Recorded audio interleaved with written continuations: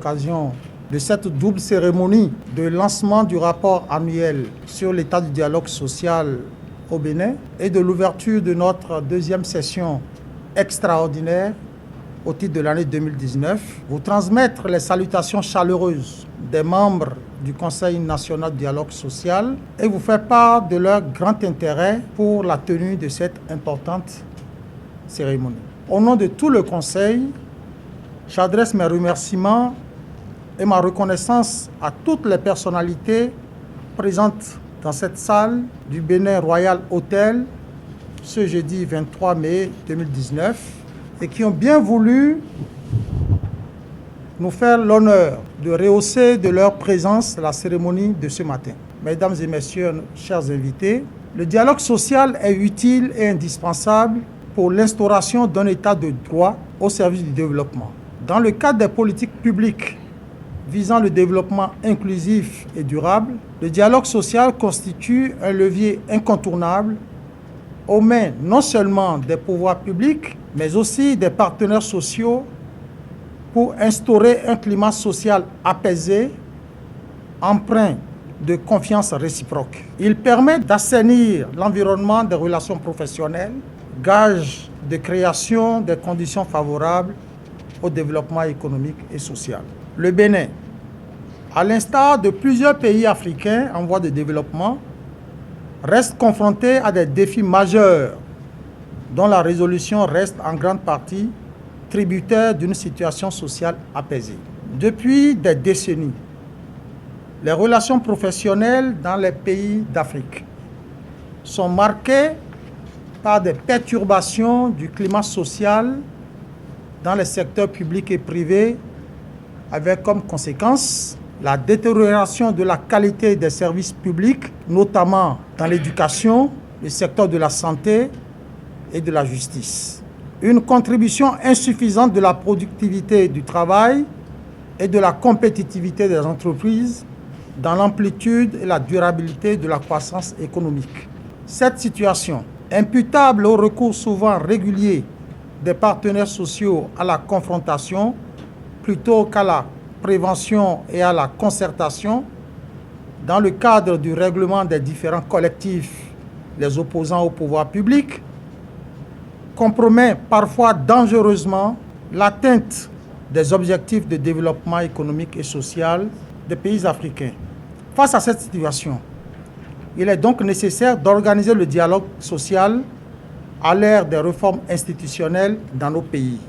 La République du Bénin adhère parfaitement à cette noble vision et c'est ce qui a conduit à l'élaboration de la Charte nationale du dialogue social, fruit de la volonté des parties de prévenir et de gérer les conflits collectifs sur la base des principes d'égalité et d'équité. La mise en œuvre de la dite charte a conduit le gouvernement béninois à adopter les décrets numéros 323 et 324 du 28 juin 2017 portant respectivement création, attribution, composition, organisation et fonctionnement du Conseil national du dialogue social de ses démembrements et la nomination de ses membres. Officiellement installés le 4 août 2017, les membres du dit Conseil œuvrent inlassablement à asseoir les bases de l'institution qui, malgré sa jeunesse, pose déjà des pas rassurants dans l'accomplissement de sa mission. Mesdames et messieurs, chers invités, après 17 mois d'activité, et ce conformément aux dispositions des articles 12 de la Charte nationale du dialogue social et 2 du décret numéro 323 du 28 juin 2017 portant création du Conseil national du dialogue social, l'institution que j'ai l'honneur de présider a élaboré son premier rapport sur l'état du dialogue social dans notre pays. En dehors de l'obligation de rendre compte des activités menées par l'institution, ce rapport veut également satisfaire l'ambition des membres du CNDS de soumettre au gouvernement de la République du Bénin à tous les acteurs nationaux du dialogue social, puis aux partenaires techniques et financiers, les efforts, les difficultés et les recommandations pouvant permettre d'asseoir durablement un dialogue social constructif. Le présent rapport comporte 7 parties. La première concerne la présentation des organes du CNDS, leur composition et leur mission. La deuxième partie porte sur les éléments d'analyse du climat social dans le pays, notamment dans les secteurs les plus touchés par les crises sociales en 2018. Il s'agit de l'éducation nationale, de la santé, de la justice, sans oublier le secteur privé. La troisième partie est relative au fonctionnement des structures de dialogue social au plan national. La quatrième partie porte sur les différents accords conclus et le point de leur mise en application. La cinquième est consacrée aux activités normatives au cours de la période du rapport et ayant un impact sur le dialogue social. Les difficultés au fonctionnement du dialogue social ont été évoquées dans la sixième partie. Enfin, la septième partie comporte les perspectives et un certain nombre de recommandations dont la mise en œuvre diligente permettra un meilleur fonctionnement du dialogue social national. Chers invités, c'est l'occasion de vous inviter à nous faire part de vos observations après lecture de ce rapport afin que nous puissions améliorer les éditions futures, toujours dans le sens de donner un plus au dialogue social dans notre pays, dans la mesure où nous reconnaissons qu'il reste encore des pas à poser pour asseoir un dialogue social constructif et durable. Déjà, tirant le son des forces et insuffisances relevées dans le dit rapport, le Conseil national du dialogue social, conscient du fait que les attentes placées en lui par les partenaires sociaux ne seraient comblées que par des actions concrètes et hardies, vient également de se doter d'une boussole pour ses actions futures. Il s'agit de ce plan stratégique triennal 2019-2021 pour la promotion du dialogue social adopté par les conseillers à la première session ordinaire de l'année en cours.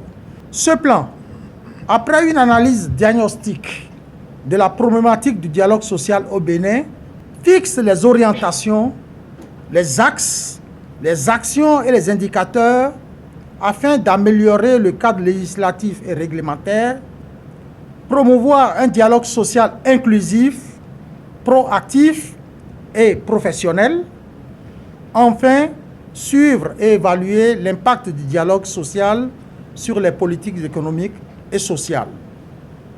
Notre vision est qu'à l'horizon 2021, le CNDS soit une institution crédible de dialogue social qui contribue à l'essor économique et social de notre pays, à la mise en place des politiques pour un travail décent qui préserve la justice sociale et un climat social apaisé au profit des populations. Sur un autre plan, et comme je le disais à l'entame de mon propos, la présente cérémonie de lancement du rapport sur l'état du dialogue social au Bénin nous offre également l'occasion d'ouvrir notre deuxième session extraordinaire qui sera consacrée à d'importants dossiers inscrits dans notre plan de travail de l'année en cours.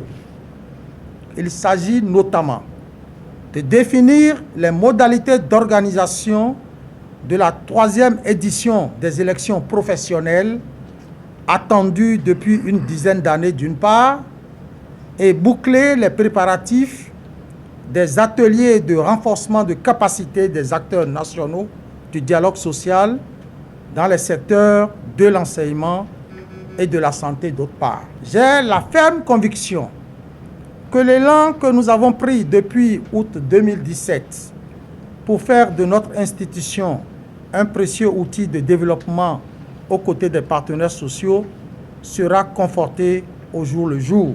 Je sais qu'individuellement et collectivement, nous sommes en mesure de relever les nombreux défis qui sont les nôtres. Premier rapport sur l'état du dialogue social dans notre pays. Je vous invite, surtout chers invités, vraiment à le lire et au besoin de faire parvenir vraiment vos remarques. Soyez critiques à notre égard, c'est ce que nous aimerions, parce que nous voulons que le prochain rapport soit vraiment meilleur et un rapport de qualité. Je vous remercie. La remise. Merci. Merci. Ça va? Je réponds au nom de Timothée Boko. Je suis ici dans le cadre de cette cérémonie de lancement en tant que représentant du Bureau Afrique de la CNV Internationale, une fondation créée par le deuxième syndicat aux Pays-Bas et qui, dans le cadre de la coopération internationale, a créé la CNV Internationale pour appuyer les initiatives des organisations des travailleurs dans le monde pour un dialogue social constructif et inclusif.